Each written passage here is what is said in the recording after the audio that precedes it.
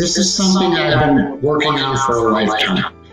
At this point in my life, I'm 69 years old. I've had years and years, oh my God, more years than you can even imagine, of experience in business. All the way from starting as a call center agent way back in the 70s to being a CEO and president as I am today. So being the guy that I am, I started writing a book because I figured, okay, well, maybe someday someone will see this somewhere, pick it up, it'll plant a seed for them, and they'll get some of the lessons that I've worked hard to learn. So with that, the book is called Lessons I've Learned in No Particular Order. I did grab onto a couple mentors, and all unbeknownst to them, those are the people that I learned with. So let me share with you some of the lessons I've learned in no particular order.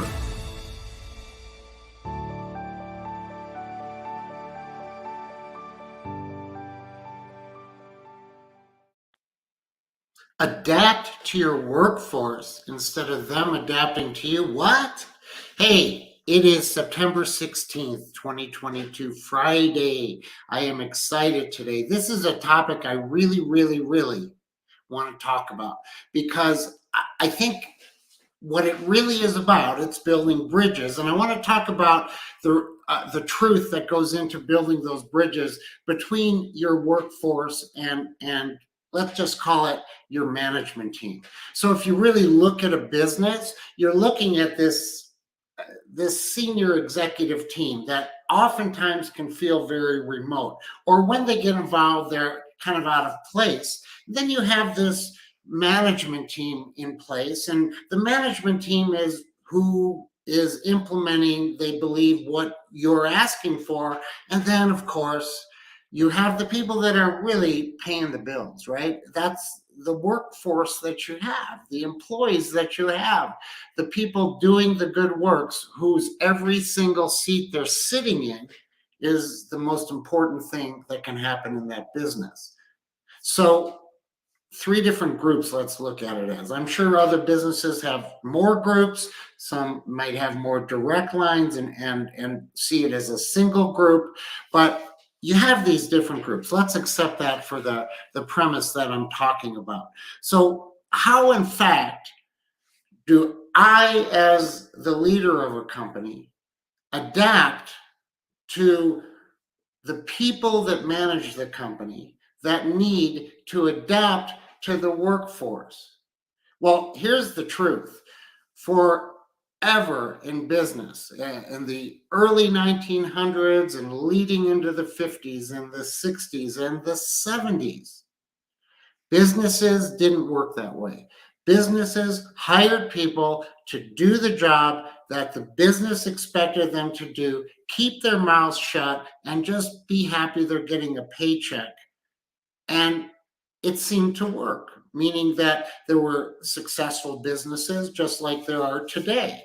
And life went on that way for a very long time. Now, you have to remember, of course, that generation came out of 2 world wars where people were taking direction, and they were sort of raised in the ideal that it's important to just take direction.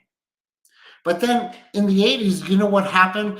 There were things like Six Sigma that started. I was a facilitator for something called TQA, which was called the Quality Advantage. And all of these programs in the 80s were the recognition that the workforce should not be ignored, that the workforce had good ideas, and the workforce had a voice, and they had emotions and a desire. And you need to bring them in, and you need to build an inclusive environment. So if you notice with Six Sigma, or in my case, TQA, in a way there were tricks. It's sort of a gamification of how to bring people into thinking. But here's what I saw happen. And remember, I was a facilitator of this.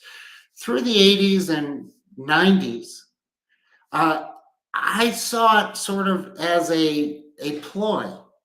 It was sort of a program in some ways that was, how do I pacify the masses? How do I pacify my workforce so that in fact I can get them to do what I want them to do, versus we can do what we all think we should do to get to the end result. And that began to change as new generations began to work. And, it really came to my mind. I was the CEO of a company in the 2014, 2015, and I'm in Denver, Colorado, and I was asked to speak at a local conference about the idea of how do I manage to millennials. And the truth of the matter was, I had never given it any thought. I had never thought to myself that I should manage a generation of people different than any other time that I managed people. So I had to, fortunately, I had people around me that said, stop and listen. There is a difference in how you manage to this generation, what they were calling millennials. And now I think it's a different name for a generation. And what I began to learn is different generations react differently to what I think is the same thing.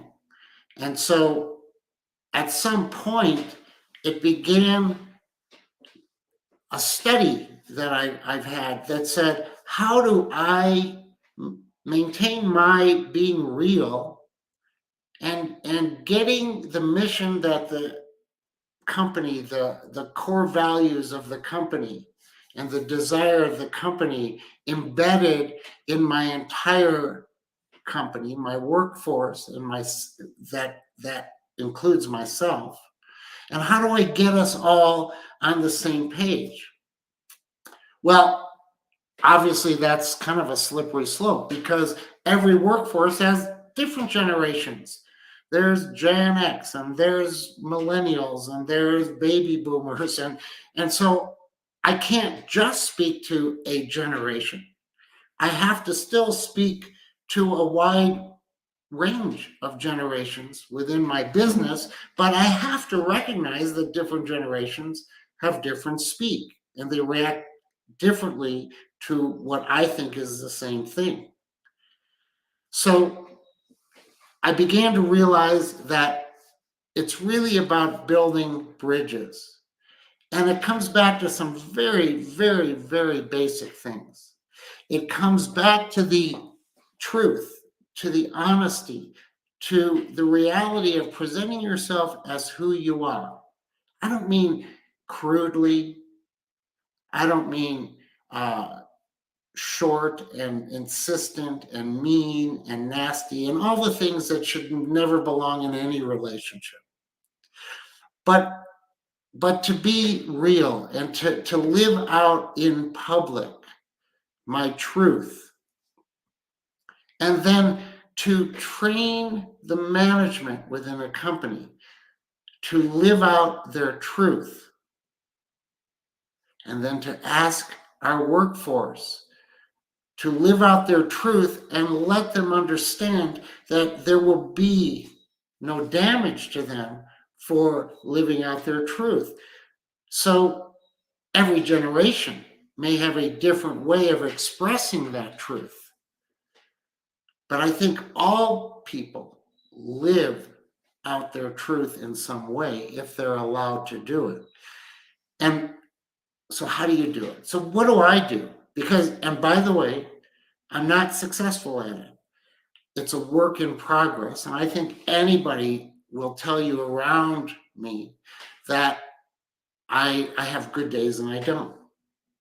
And part of that is living out my truth, but part of that means that I have to be more aware and I have to have some sense that my position requires certain behaviors in how I express my truth. So think about this in this sense. A business comes along with that leader, usually the CEO, and they have a mission and they set the core value. In our case at NobleBiz, it's being promise keepers, caring enough about what we're doing that revenue isn't the driver, that meeting our promises to people is the driver, and it'll result in revenue versus revenue first. So that's who we are. That's our value. Now, how do you spread that out within the company? In my opinion, requires transparency. So look, transparency isn't telling everybody of every conversation I had every day, but it is sharing the reality of where we stand in our strategic purpose and our strategic plan. And that has to do with numbers, that has to do with our finance, that has to do with our projects that we're successful and struggling with. And it has to do with this open honesty that nobody is feeling like, yeah, that person is just talking about what's good. Yeah, they're patronizing me. Yeah, Biederman really likes to rev me up, but most times he avoids our reality. And that doesn't matter what generation you are. It is open honesty. And all I can do if I'm authentic, and authentic is critical, is to express it in the best way I know how within the professionalism that I have. So in that regard, I do things like a monthly company meeting where we have employees at home and all over the world. And we get on a video and I just talk about what's happening. Kind of very similar to how I talk at home to my own family about how our business is doing. I talk about what comes to mind, not little games, no gamesmanship, no gamification. I just talk about reality like I'm talking to you today.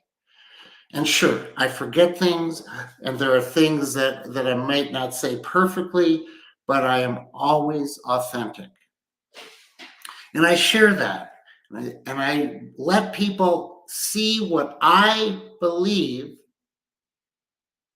while understanding why I believe it. And the only way I can do that is sharing where we stand on the high point issues, our numbers, our progress, on and on and on. And so if I'm feeling excited and I am feeling that we're getting towards our potential, I have to show why. I can never anymore, like people did in the 50s and the 60s and the 70s and pretended not to do, but did do in the 80s and 90s. I can never again just play people, right? I have to be authentic. And then I have to demand that the managers are authentic and that they talk honestly to the people in the company that are the real working people in the company that are producing and meeting the promises, and that they're sharing information. So in some ways you'd say the sharing of information starts from the CEO and moves its way into the workforce. So that's one bridge that we have built. But another bridge that we need to build is how do we have our workforce have a bridge into who they are and their authentic behavior and ideals and ideas? And how do we allow them to bridge into the company themselves? Well, one thing is true. It's not equal. Nobody says that a business is equal. Nobody says that everybody has an equal say on what we're going to do. So authentically, I can't pretend that that's the case. So I have to tell my workforce that. But you cannot demand from somebody without having heard who they are and what they believe in. And so what you need to do in building that bridge is bring the conversation to the workforce and say, look, this is who we are as a company. This is who the leadership is at a company. And this is how authentic they are. Where do you stand on how you're perceiving that? So you're still keeping the discussion within the parameters of that business drive and that business mission, but you're now opening up what some people would say is a can of worms and saying to the workforce, how do you feel about this? How's it doing for you? How's it working?